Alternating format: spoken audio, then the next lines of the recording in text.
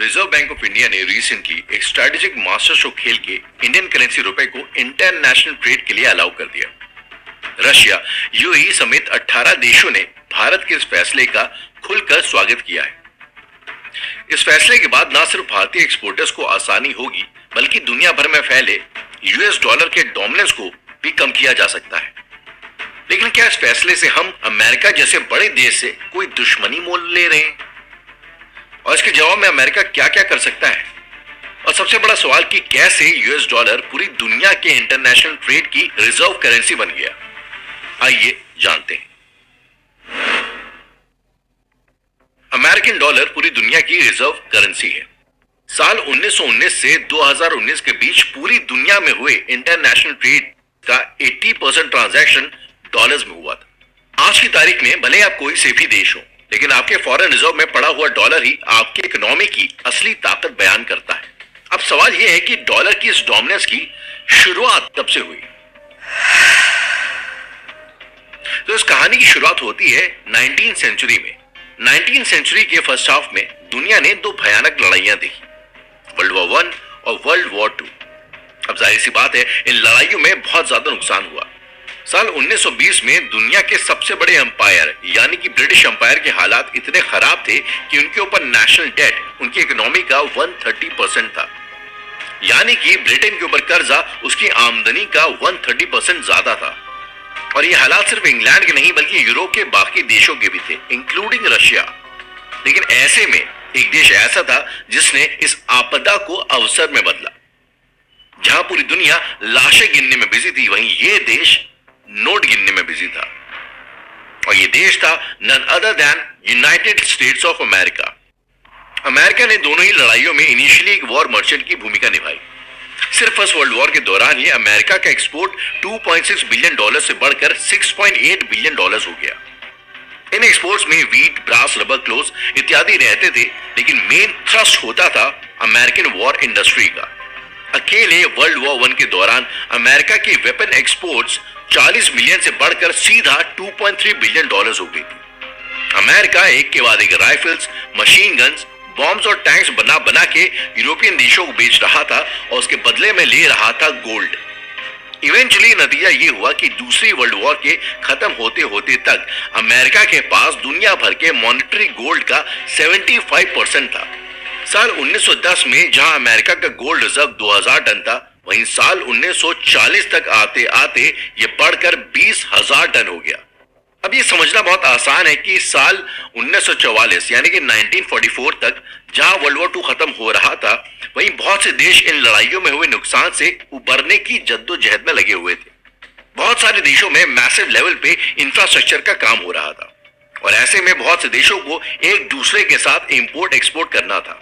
लिहाजा जरूरत थी एक ऐसी बिजनेस करेंसी स्टैंडर्ड्स की ताकि दो देशों के बीच बिजनेस करना आसान हो सके। और इसी साल यानी कि 1944 में अमेरिका ने इंट्रोड्यूस किया ब्रिटेन वुड्स सिस्टम। इसके मुताबिक अगर आप अमेरिका के बैंक में डॉलर जमा करते हैं तो अमेरिकन बैंक उन डॉलर्स की एवज में आपको देगा गोल्ड। इसे ऐसे समझते हैं कि मान लो फ्रांस और रशिया को आपस में बिजनेस करना है, तो अगर ये बिजनेस वो फ्रैंक या रूबल में करता है तो करेंसी के रेट ऊपर नीचे होने की वजह से रिस्क हो सकता है। एज इन अगर फ्रांस 1 मिलियन रूबल में डील पक्की कर ले और रशिया पेमेंट करने में 1 महीना लेट कर दे, तो उसी दौरान रूबल की वैल्यू कम होने की वजह से फ्रांस को भारी नुकसान हो सकता है। इन समस्याओं से निपटने के लिए अमेरिका ने यह तय किया कि अगर आप बिजनेस डॉलर्स में करो तो कल की तारीख में वो डॉलर्स आप हमारे पास लेके आओगे तो हम उसके बदले में उसकी वैल्यू के बराबर का गोल्ड आपको देंगे। अब फ्रांस को चाहे रशिया पर भरोसा हो ना हो, लेकिन डॉलर्स पर पूरा भरोसा था कि उसको उतनी वैल्यू का गोल्ड तो मिल ही जाएगा, इसलिए बिजनेस करना आसान हो जाएगा। इस सिस्टम से प्रभावित होकर उस जमाने में 44 देशों ने उस एग्रीमेंट में साइन कर दिया। इसी के साथ यूएसए की बैकिंग से दो और इंस्टीट्यूशंस दुनिया के सामने आए, वर्ल्ड बैंक और इंटरनेशनल मॉनेटरी फंड। ये इंस्टीट्यूशंस दुनिया भर के देशों को डेवलपमेंट्स के लिए लोन देते थे और यहीं से डॉलर की तरक्की का वक्त शुरू हुआ। तो ये था डॉलर के राइज का फर्स्ट फेज। लेकिन क्या इतना काफी था? जो गोल्ड रिजर्व अमेरिका ने वर्ल्ड वॉर 1 वर्ल्ड वॉर 2 में कमाए थे वो आहिस्ता आहिस्ता कम हो रहे थे। साल 1970 तक आते आते जो गोल्ड रिजर्व्स 1950 में 22,000 टन तक पहुंच गया था, वो घटकर 10,000 टन हो चुका था।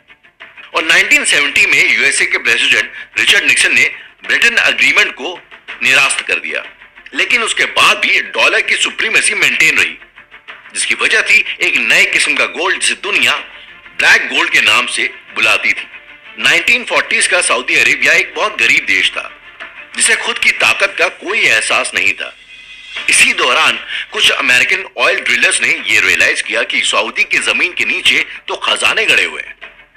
1900 की शुरुआत में ही बढ़ रहे इंडस्ट्रियल रेवोल्यूशन के दौरान अमेरिकन प्रेसिडेंट फ्रैंकलिन रूजवेल्ट को एक बात समझ में आ गई थी कि आने वाली सदी में पेट्रोलियम का बोलबाला रहेगा। इसीलिए अमेरिकन पहले ग्लोबल इन्वेस्टर्स बने जिन्होंने सऊदी में पेट्रोल ड्रिलिंग में इन्वेस्ट किया।